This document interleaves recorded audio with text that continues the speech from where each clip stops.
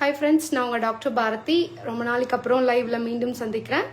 So இன்றைக்கி நம்ம பார்க்க போகிறது எதை பற்றி அப்படின்னு பார்த்தீங்கன்னா, ஆக்சுவலாக என் கூட ஒரு பேஷண்ட் வந்து ரிவ்யூக்கு வந்திருக்காங்க. ட்ரீட்மெண்ட் முடிச்சுட்டு அவங்க வந்து கால் புண்ணுக்காக, வெரிகோஸ் வெயின் அல்சர்னால கால் புண்ணுக்காக வந்திருந்தாங்க. இப்போ அல்சர் வந்து அந்த புண்ணு வந்து கம்ப்ளீட்டாக ஹீல் ஆயிடுச்சு.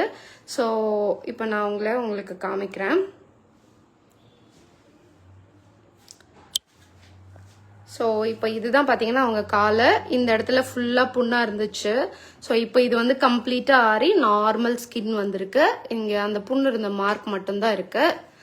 ஸோ அம்மா சொல்லுங்க, எவ்வளோ நாளா இந்த புண்ணு இருந்தாச்சு? எனக்கு 1 வருஷமா இருந்துச்சு அந்த புண்ணு.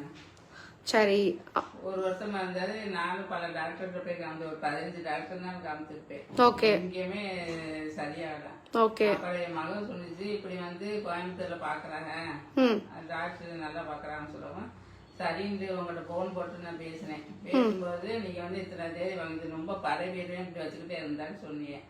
அதோட உடனே வந்து மறுநாளே போன் போட்டு உடனே வந்து அப்பாயின்மெண்ட் வாங்கிட்டேன். வாங்கி இங்க ரூம்ல தங்கி பார்த்ததுல நீங்க 2 மாசம் ஆகும்னு சொன்னீங்க ஆடுறதுக்கு. ஆனா எனக்கு வந்து 1 மாதத்துக்குள்ள இந்த புண்ணு ஆறிடுச்சு. சரி, ஓகே. ஆரம்பம் இப்ப நல்லா கிளியர் ஆயிடுச்சு. இப்ப நல்லா அந்த காந்தி எடுத்துக்குது. இந்த எரியே ரத்தம் கசஞ்சுட்டு ஒரு நாளைக்கு வந்து 4 துணினாலும் மாத்திருவேன்.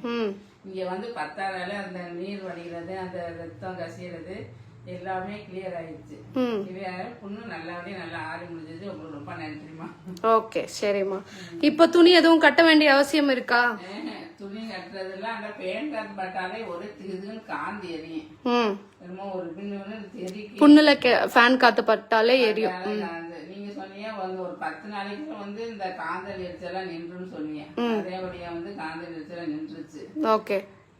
வந்து இப்ப எனக்கு ரொம்ப கிளியரா பத்தி ரொம்ப சந்தோஷமா இருக்கேன். சோ 1 வருஷமா இந்த புண்ணு ஒரே மாசத்துல சரியாயிடுச்சா? சரியாயிருந்தனால எனக்கு ரொம்ப சந்தோஷமா இருக்குது. ஆனா அதுக்கு போல ஃபாலோ பண்ணிக்கணும் நீங்க, சரியா? கண்டிப்பா ஃபாலோ பண்ணிக்கணும். டயட்டும் சரி, எல்லா விஷயத்தையும் ஃபாலோ பண்ணிக்கணும், சரிங்களா?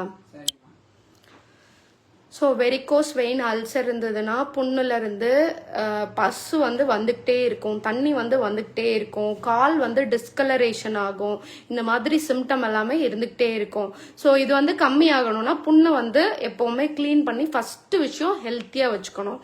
அதே போல் கால் வந்து தொங்க போட்டு உட்காரவே கூடாது. கால் வந்து மேலே வச்சிருக்கணும். எப்போவுமே உட்காரும் போது கால் நீட்டி உட்காரணும். நைட்டு தூங்கும் போது கண்டிப்பாக வந்து அதாவது படுக்கும் போது கால் கடியில வந்து பில்லோ வச்சுட்டு தான் படுக்கணும். அதுக்கப்புறம் எக்ஸசைஸ் பண்ணணும். இப்போ வந்து எனக்கு புண்ணெல்லாம் இல்லை டாக்டர், எனக்கு வெரிகோஸ் வெயின் மட்டும்தான் இருக்கு அப்படின்றவங்க கண்டிப்பா ஸ்விம்மிங் போகணும். அது வந்து ரொம்ப ரொம்ப முக்கியம். ஸ்விம்மிங் போறவங்களுக்கு வெரிகோஸ் வெயின் அவ்வளோவா வராது. அது வந்து ஒரு நல்ல ட்ரீட்மெண்ட்டும் கூட. அதுக்கப்புறமா பார்த்தீங்கன்னா புண்ணு வந்துருச்சு, அவங்களுக்கு வந்து புண்ணை வந்து கிளீன் பண்ணி வைக்கணும். அந்த இடத்துல வந்து சம்டைம் ரத்த ஓட்டம் இருக்காது. ஸோ உங்களோட ஹீமோக்ளோபின் அளவு வந்து எப்படி இருக்கு அப்படிங்கிறத பார்க்கணும். அதே போல பார்த்தீங்கன்னா உங்களோட உடம்புல வந்து அலர்ஜி இருக்கா அப்படிங்கிறத பார்க்கணும். இப்போ ஃபார் எக்ஸாம்பிள் இவங்களோட கால் நான் உங்களுக்கு காமிக்கிறேன் பாருங்க. ஸோ இப்போ இந்த மாதிரி டிஸ்கலரேஷன் வருது இல்லையா? இந்த டிஸ்கலரேஷன் வரதுக்கு ரீசன் என்னன்னா அவங்களுக்கு வந்து அவங்களோட பாடியில வந்து IgE-னோட லெவல், அதாவது காலில் வந்து அலர்ஜி வந்து அதிகமாக இருக்கும். அதனால தான் இந்த மாதிரி டிஸ்கலரேஷன் வருது. ஸோ அந்த டிஸ்கலரேஷன் வராமல் இருக்கணும்னா நீங்கள் ப்ராப்பராக டயட் எடுத்துக்கணும். சில பேர்த்துக்கு வந்து எக் பால் குடிச்சா அலர்ஜி வந்து வரும்.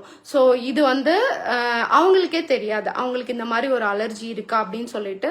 ஸோ ஜென்ரலி வந்து உங்களுக்கு ஃபினான்ஷியலி உங்களுக்கு அந்த டெஸ்ட் எல்லாம் பண்ணி பார்க்க முடியும்னா அந்த டெஸ்ட் எல்லாம் பண்ணி பார்த்துட்டு எந்தெந்த பொருள் அலர்ஜி இருக்கோ அதை வந்து கண்ட்ரோல்ல வச்சுக்கணும். இல்லை டாக்டர் எனக்கு அந்த மாதிரி எல்லாம் பண்ண வேணாம், ஜென்ரலா என்னென்ன பொருள் எல்லாம் அலர்ஜி இருக்கும் அப்படின்னு சொல்லணும் அப்படின்னு கேட்டீங்கன்னா முட்டைக்கு, பால்.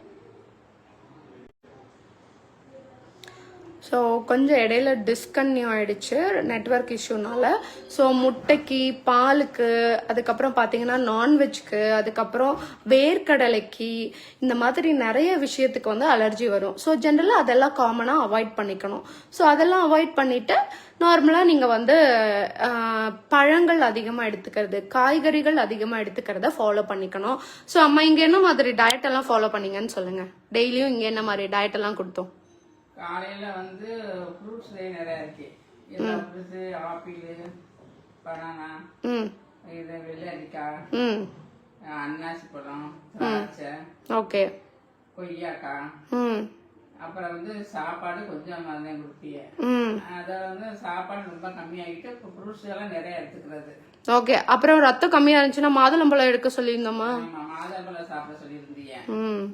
ஸோ அது வந்து ரொம்ப ரொம்ப முக்கியம். ரத்தம் கம்மியா இருந்துச்சு அப்படின்னா நீங்க வந்து மாதுளம்பழம் ஒரு நாளைக்கு வந்து 2 to 3 மாதுளம்பழம் வந்து உங்களுக்கு கடிச்சு சாப்பிட முடியும் அப்படின்னா எப்பவுமே நீங்க கடிச்சு சாப்பிட்டு எடுத்துக்கோங்க. இல்ல வந்து எனக்கு வந்து ஜூஸா எடுத்துக்க முடியும்னா நீங்க வந்து தாராளமா ஜூஸா எடுத்துக்கலாம். ஸோ அப்போ வந்து உங்களுக்கு வந்து ஹீமோகுளோபினோட அளவு வந்து அதிகமா இருக்கும்.